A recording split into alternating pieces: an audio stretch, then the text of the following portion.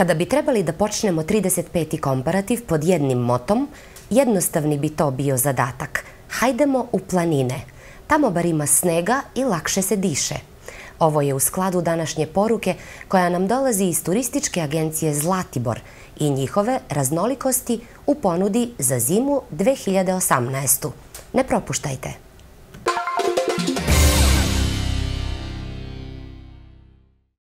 U zatvoru u Kršanju je dodeljeno 23 uverenja za uspešno završenu obuku za zanimanja zavarivač i pekar. Projekat se sprovodi od strane Uprave za izvršavanje sankcija sa podrškom Ministarstva obrazovanja i UNDP-a. 23 osuđenih lica u zatvoru u Kumanovu je dobilo uverenja za završenu obuku u oblasti zavarivač i pekar. Stručno osposobljivanje učesnika u obukama će im omogućiti lakše uključivanje na tržištu rada, kao i konkurentnost na tržištu kada budu napustili kazneno-popravnu ustanovu, a s tim i njihovu uspešniju resocijalizaciju, smatraju nadležni. Obuke podrazumevaju više od 200 realizovanih časova od strane stručnih škola Nace Buđoni i Kiro Burnaz iz Kumanova. Должен sam da kažem дека во Doživotno obrazovanje i obuka bi trebalo da budu praksa, a vi biste nakon izlaska iz ove ustanove trebalo da se uključite u redovan život, odnosno da se integrirate u sredini odakle dolazite. Obuke u Kumanovskom zatvoru Uprava za izvršavanje sankcija sprovodi u saradnji sa Ministarstvom obrazovanja i nauke i Programom razvoja Ujedinjenih nacija, odnosno UNDP-om. Mi je mnogo drago što сите вие сте го препознале значењето на дополнителната обука и квалификација. Dopunska obuka je kvalifikacija koja će vam obezbediti i omogućiti uključivanje na tržištu rada sa veštinama koje ste stekli putem kurseva koje nude kazneno-popravne ustanove. Posao koji ovde realizujemo se poklapa sa našim idealima i ciljevima koji se odnose na to da svako ima pravo na pristojno zapošljavanje i na uspeh u životu. Obukom je do sada obuhvaćeno 120 lica koje se nalaze u kazneno-popravnim ustanovama na nivou države. U narednom periodu će u okviru stručnog osposobljivanja biti uključene i žene osuđenice.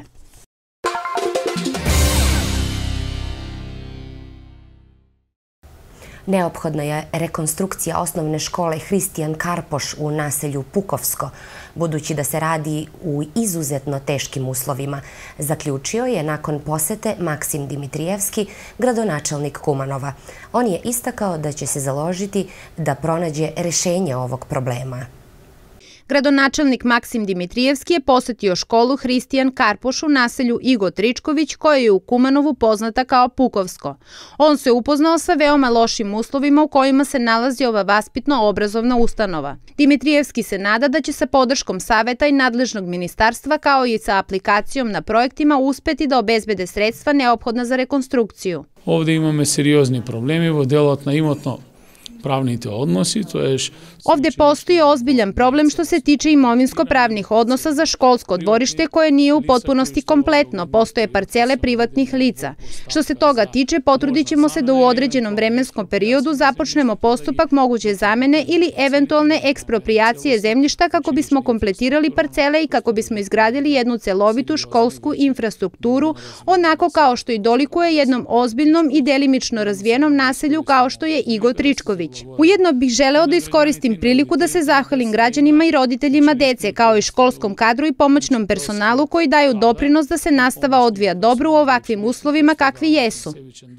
U okviru današnje posete školi licencirani kolektivni rukovodilac Ekolekta zajedno sa opštinom Kumanovo donirao je televizor koji je ostao neiskorišćen u okviru nagradne igre Reciklirajmo i osvojit ćemo nagradu. Голема благодарност до градоначалникот и до фирмата Елколект. Velika zahvalnost gradonačelniku i firmi Ekolekt što su nam poklonili televizor. Naša škola je aktivno učestvovala u akciji sakupljanja električnog otpada i baterija i kao rezultat najverovatnije dobili smo televizor kako bismo poboljšali uslove rada u ovoj školi. Ovo je velika škola gde se broj učenika stalno povećava.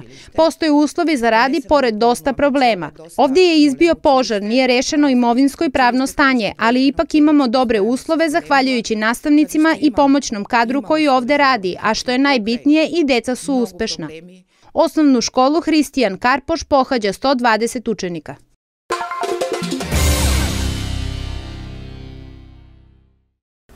Ustavni sud je ukinuo zakon za određivanje vida i merenja visine kazne. Inicijativa za ocenu ustavnosti spornog zakona je bila podnešena u novembru prošle godine od strane kumanovskog advokata Hristijana Georgijevskog.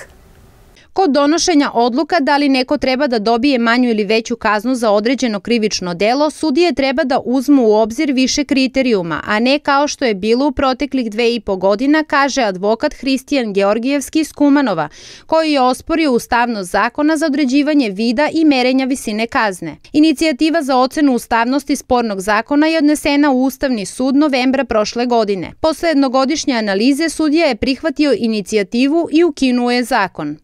Со оглед дека беше новина, ако нешто немаше досега во правниот поред на Република Македонија, неговата примена започна, нели? Ceo zakon je zasnovan na jednom kriterijumu, koji je po nama veoma nerealan, da li je jedno lice osuđivano ili ne. Ima 5 vertikalnih kolona i možete imati lice koje ima 3 manjih saobraćajnih nezgoda, a da bude u drugoj ili trećoj kategoriji, i lice koje će izvršiti mnogo teže krivično delo, a budući da je neosuđivan, biće u prvoj kategoriji. Georgijevski je poručio da je zakon više puta bio nerealan, budući da se dešavalo da okrivljeni za ubistvo dobije blažu kaznu od nekoga ko je izvršio pljačku u iznosu od samo 500 денара. Во услови кога треба да биде поблага казната, би станува построга и обратно, значи кога треба да биде построга, му се врзени рацете на судијата да одлучува во една. Mi smo uvereni da imamo odlične sudije koji sude na osnovu ustava i zakona i koji moraju imati odrešene ruke kako bi utvrdili istinsku presudu sa istinskom kaznom imajući u obzir sve okolnosti.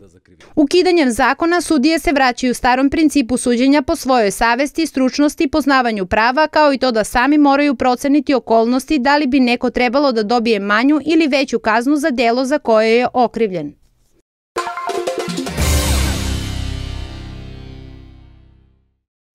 Velika sala i deo prostorija kulturnog centra se u zimskom periodu ne greju.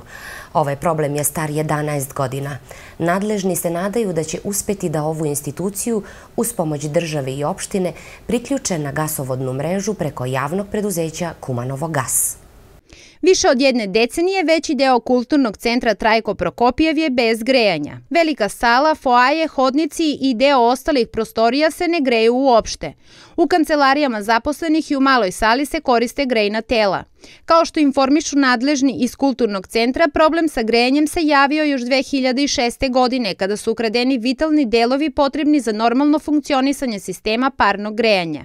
Парниот систем беше проектиран да служи на зградата на маркетот на. Parni sistem je bio projektovan da služi zgradi Suma i kulturnom centru. Zgrada je odavno prestala da koristi ovaj sistem, tako da smo mi postali jedini korisnici ovog sistema, međutim i tu su se javili problemi zbog neredovnog održavanja sistema, zbog toga što moramo unemljivati ljude koji će povremeno raditi na tom problemu. Zbog nesvakodnevne kontrole tog prostora desila se krađa vitalnih delova koji su neophodni kako bi sistem funkcionisao. Cijela elektronika je ukradena, kao i kablovi i slično. Nemoguće je ponovo startovati sistem bez velikih sredstava. Bilo je potrebno od 40 do 50.000 evra otprilike i problem je tada nastao još 2006. godine. Od tada do danas postoji nekoliko pokušaja pokretanja inicijative za restartovanje ovog sistema, međutim iz tadašnjeg ministarstva nisu nam izašli u susret, tako da je problem ostao nerešen. Zbog postojećeg problema od novembra do aprila velika scena u kulturnom centru nije u funkciji.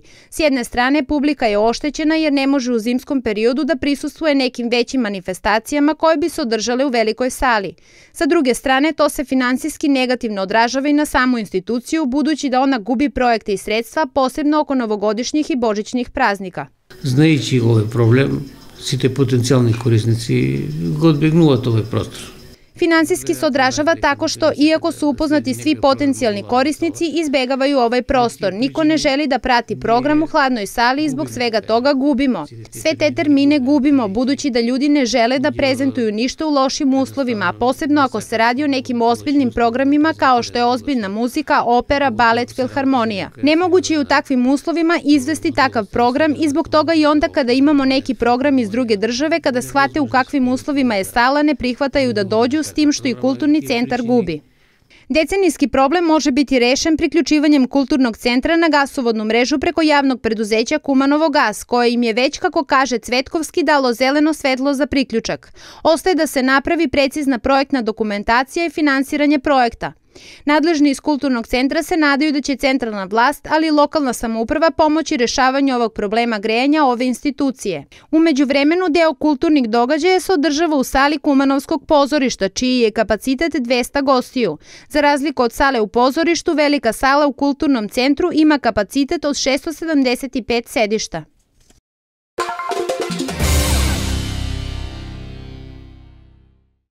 Reforme u zemlji se već dešavaju, izjavio je u Kumanovu ambasador Evropske unije Samuel Žbogar, koji je poručio da postoji saradnja između vlasti i opozicije i da je to proces koji će dati pozitivne rezultate. Svedoci smo da se reforme u državi već dešavaju, a preko plana čije je ime 369 nekoliko zakona je već usvojeno u Skupštini, rekao je ambasador Samuel Žbogar sa ocenom napretka zemlje u okviru sprovođenja evropskih preporuka. Kao što je potencirao Žbogar pri poseti opštini Kumanovo, vlada ima jasan plan kako da se institucije nose sa materijalima prisluškivanja i opreme koja postoji u Direkciji za bezbednost i kontraobaveštavanje, ali takođe ima plan kako da se popune radna mesta u nezavisnim institucijama. This is a process. So yes, the reforms have started. Takođe, svedoci smo da se ovaj proces reformi nastavlja. To što mi želimo da vidimo kao Evropska unija, da vidimo da li postoji posvećenost od strane vlade koja će produžiti u budućnosti sa posvećenošću. Ona će biti upućena ne samo od strane vlade, već i od strane Skupštine i od strane političkih partija u zemlji, tako da mislim da je ovaj proces reformi dobro započeo i mi se radujemo produživanju ovog procesa reform. Podrazumeva se da je potrebno da same državne institucije isporuče ove rezultate i podrazumeva se da će to imati pozitivan efekat u odnosu na odnose između Evropske unije i zemlje sledeće godine. Kako je poručio evroambasador Žbogar, za reforme je potrebna saradnja između svih političkih činioca. Po njemu već postoji nekakva saradnja između vlasti i opozicije i to je proces koji će nastaviti u budućnosti i onaj koji će dati odgovarajuće rezultate.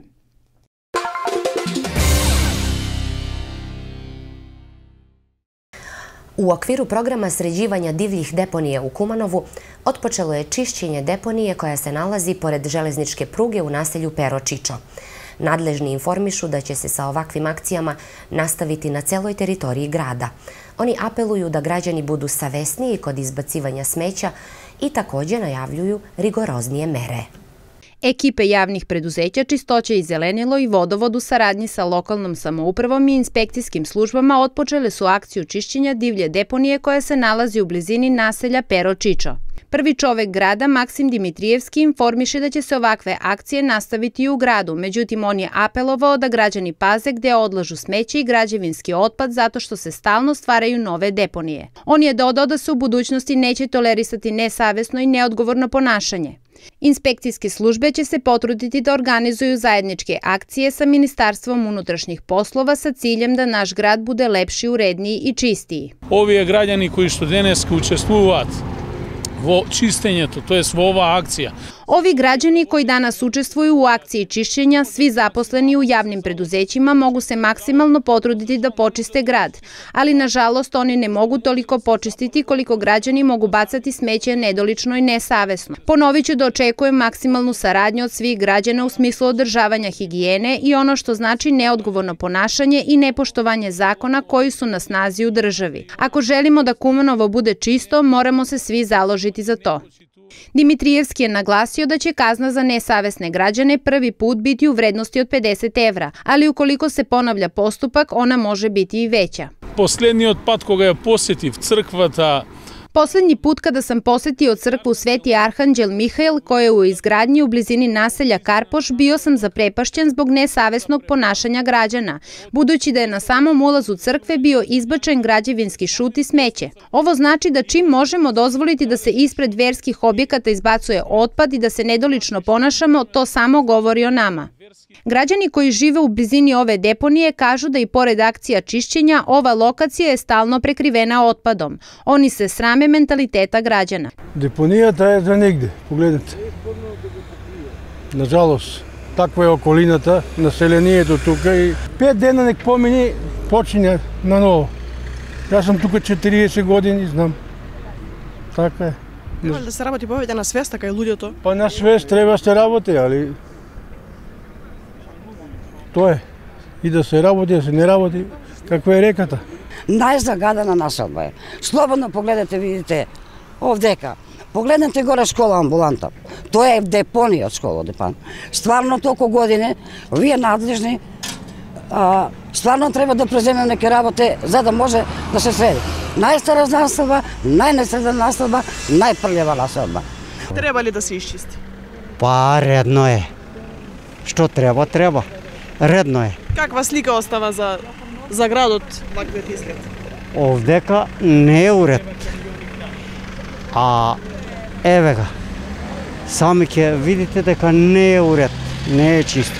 Надлежни очекуju da će se sa ove deponije izneti više od 300 kubnih metara otpada.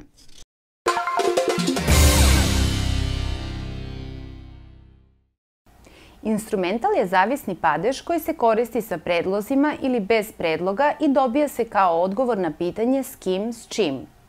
Ima značenja sredstva, društva, osobine, načina, mesta, vremena i pojma obuhvaćenog radnjom, a po funkciji može biti nepravi objekat, atribut, odnosno neka od priloških odredbi. Sredstvo kojim se vrši radnja izražava se uvek instrumentalom bez predloga i to je jedno od osnovnih značenja ovog padeža. Može se upotrebljavati sa funkcijom odredbe i nepravog objekta. Na primer, putovali su automobilom ili pilot je upravljao avionom. Instrumental kao sredstvo nikada se ne koristi sa predlogom. Društvo je drugo osnovno značenje instrumentala. Koristi se sa predlogom s ili sa i ima funkciju priloške odredbe za društvo. Na primer, sa drugaricom idem u kupovinu. Osobina bića ili predmeta može se izraziti instrumentalom. To je kvalitativni instrumental. On se koristi sa predlogom s ili sa i uvijek je u sklopu sintagme u funkciji atributa. A primer je sledeći. Videla sam haljinu sa plavim prugama. Način se može iskazati instrumentalom sa predlogom ili bez predloga u funkciji priloške odredbe za način. Za ovo bi primer glasio: prelazio mi je sigurnim korakom. Vreme se označava instrumentalom bez predloga u funkciji priloške odredbe za vreme. Na primer, vikendom ne idem u školu. Pojam obuhvaćen radnjom izražava se instrumentalom bez predloga u funkciji nepravog objekta. Na primer, nastavnica diriguje horom.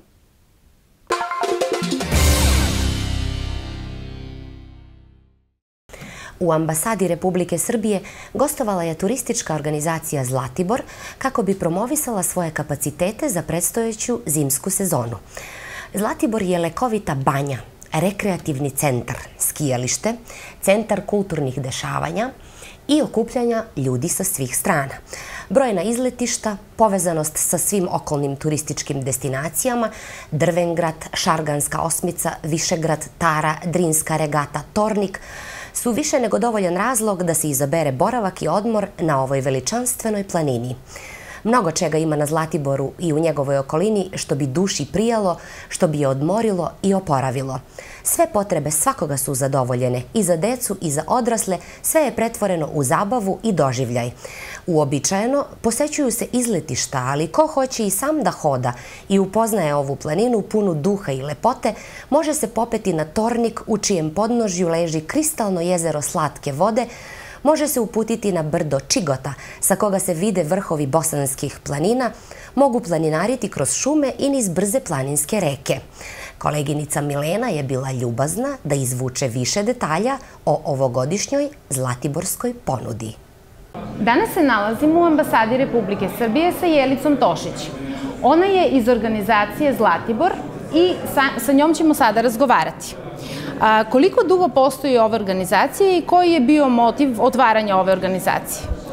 Pa jako dugo postoji turistička organizacija, inače motiv i sam cilj turističke organizacije Zlatibor je upravo promovisanje svih turističkih potencijala ove prekrasne planine. Koji su ciljevi postojanja ove organizacije? Pa osnovni cilj je svakako informisanje gostiju iz zemlje i regiona o turističkoj ponudi ove planine Zlatibora. Kažite mi koliko je postojanje organizacije doprinelo razvoju turizma u odnosu na ranije, kako je ranije funkcionisao turizam, a kako sada funkcioniše? Pa dobro, to ne može da se poredi. Organizacija jako dugo posluje, još od 1995. godine i zaista je teško taj period porediti sa ovim. Znate, nekada se nisu pravili ovakvi promotivni filmovi, ovakve prezentacije kao danas. Danas je sve modernizovano, internet je zavladao svetom, naravno, zahvaljujući globalizaciji, jako se brzo šire informacije, dok nekada to svakako nije bilo ovako. Da. A recite mi koliko pomaže razvoju turizma, razvoju Zlatibora, organizovanje promotivnih tura? Pa mnogo pomaže. Upravo te naše promotivne aktivnosti kojima se turistička organizacija bavi, kako u zemlji, tako i regionu, doprinosi da se upravo broj gostiju iz tih regiona gde mi idemo, promovišemo, da se iz godine u godinu i kontinuitetu povećava. A u kojim sve državama vršite promociju? Pa gotovo u svim. Najviše smo u državi, u zemljama regiona, odnosno bivše Jugoslavije. Pored toga mi nastupamo i sa nacionalnom turističkom organizacijom na sajmovima širom Evrope, kao što su recimo Nemačka, Rusija, Velika Britanija i mnogi drugi, jer zaista Zlatibor zaslužuje da se čuje za njega na veliko. Da. A recite mi, da li je moguće, da kažem, izmeriti, prosto rečeno, odakle najviše turista dolazi? Naravno da jeste, mi se bavimo statistikom i mi imamo u našoj turističkoj organizaciji posebno odeljenje koje se bavi upravo istraživanjem tržišta i statističkim podacima. Pored toga što mi vodimo statističke podatke na uzorku, jer nama hoteli dostavljaju podatke o broju gostiju, to svakako radimo i u saradnji sa Zavodom za statistiku Republike Srbije i mi tako da u svakom trenutku, odnosno svakog meseca radimo te statističke podatke, obrađujemo ih i imamo tačne podatke koliko turista boravi. Ali ono što bih morala napomenuti da ima veliki broj turista koji nisu evidentirani, ali dobro, pošto stranci moraju biti evidentirani, tu je bar broj precizan. Iz koje države najviše turista imate? Pa najviše turista, pored domaćih, naravno, koji čine preko 70%, tu su svakako turisti iz Republike Srpske, zatim Crne Gore, posle naravno tu su i Slovenija, Makedonija, Rusija, Nemačka, Izrael, čak sve druge zemlje. Zato što je Zlatibor kao planinski centar jako popularan tokom čitave godine i mi upravo zahvaljujući sadržajima raznim mi dakle, imamo da privučemo veliki broj i kako običnih turista, individualaca, tako porodica sa decom, ali isto tako i sportista koji u sve većem broju dolaze na Zlatibor, jer su zaista idealni uslovi za pripreme. Tačno. Recite mi, pošto ste pomenuli da dosta Makedonaca dolazi, naša televizija Plus je iz Kumanova, pa nas interesuje da li planirate da uradite promociju u Kumanovu, pošto u Kumanovu postoji dosta i Srba, a i Makedonaca koji bi verovatno bili zainteresovani za ovo netaknuto blago prirode. Pa čuli smo za to, imali smo već pozive i mi planiramo u skorije vreme, pošto je Kumanovo zaista nedaleko od Skoplja, i planiramo da uradimo jednu promociju i za tamošnje građane Kumanova. A šta mislite, da li Makedonija predstavlja, kako da kažem, da li ima potencijala kao turistička destinacija? Pa naravno da ima. Vi imate prelepih, ovde imate dosta toga i prelepih sadržaja da ponudite. Mi pored Skoplja idemo posle za Ohrid. Naravno da imate potencijala i tu je uvek moguća saradnja i što se tiče i zajedničkih nekih projekata i zajedno, da kažem, da radimo na razmeni iskustava, da organizujemo promotivne ture, kako za vaše turoperatore odavde, tako i za čitavu turističku privredu i naravno mi pozivamo i novinare da dođu i da sve ono što mi radimo gore prenesu ovde u Makedoniji. To je odlično. A recite mi, kad ste već pomenuli saradnju, kako teče saradnja sa turističkim agencijama u Makedoniji? Pa odlična saradnja. Kažem, opet sve to doprinelo našoj promociji. Mi gotovo svake godine po 2 puta godišnje predstavljamo ovde pa najviše, ajde da kažem, u Skoplju i naravno mi organizujemo dosta promotivnih tura i zaista ima dosta agencija, ja sad ne bih izdvajala neku, nego zaista ima dosta agencija koje rade. Ima recimo jedna agencija koja dovodi po 2-3 autobusa samo za doček Nove godine iz Makedonije.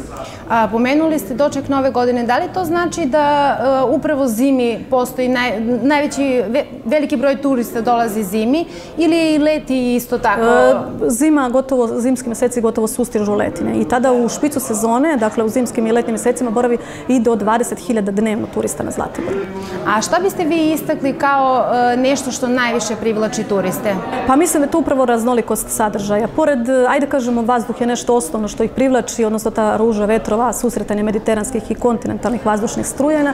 Ljudi gore dolaze da se osveže, okrepe, šetaju, ajde kažemo, to je ono nešto što ih pokreće, ali svakako tu su i zabavni sadržaji i dosta izleta koji se organizuju u okolna mjesta, Drven grad, Emir Kusturica, sve to u blizini, Sirogojno, mnoge druge, da kažem, poznati lokaliteti, ali naravno i odlični smešteni kapaciteti, jer imate gore hotela sa odličnom ponudom, wellness centri, ima dosta sportskih sadržaja, adrenalinskih atrakcija. Ne bih mogla da izdvojim šta je to što posebno privlači turiste. Ste našim gledalcima rekli šta je ono što privlači turiste na neki, da kažemo, zabavan način. Da li možete da nam kažete šta je ono što privlači turiste u smislu zdravlja? Šta je to? Da li postoji neka bolnica gdje dolaze ljudi koji imaju problema sa zdravljem i koji su to problemi koji bi ljudi mogli da na neki način reše kada budu posetili? Naravno da postoji, jer zaista je Zlatibor je od davnina poznata planina za oporavak i lečenje. Kažu da je onaj koji je bolestan dođe gore da ozdravi, onaj koji je zdrav da se refrešuje i osveži.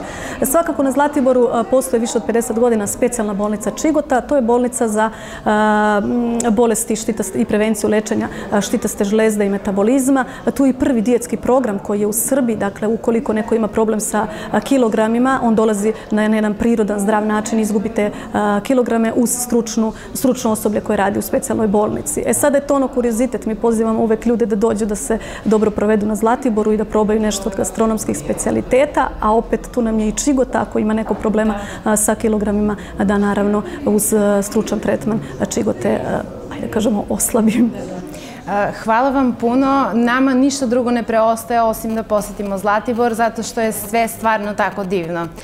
I htjela bih još jednom da pomenem da vam se jako zahvaljujem što ste učestvovali u ovom intervjuju, zato što i naša televizija, Televizija Plus sa svojom emisijom Komparativ upravo podržava tradicionalne vrednosti Srbije kao i jezik, tako da na istom smo putu. Hvala vam puno. I meni je drago što ste došli na našu prezentaciju, što nas pratite i nadam se da ćemo imati prilike mi da vas ugostimo upravo na Zlatiboru i ovo je otvoren poziv za vas i sve vaše gledaoce da dođete na Zlatiboru i da se uverite zašto je on više od planine. Hvala vam puno. Hvala vama. Nadam se da se vidimo uskoro. I ja isto.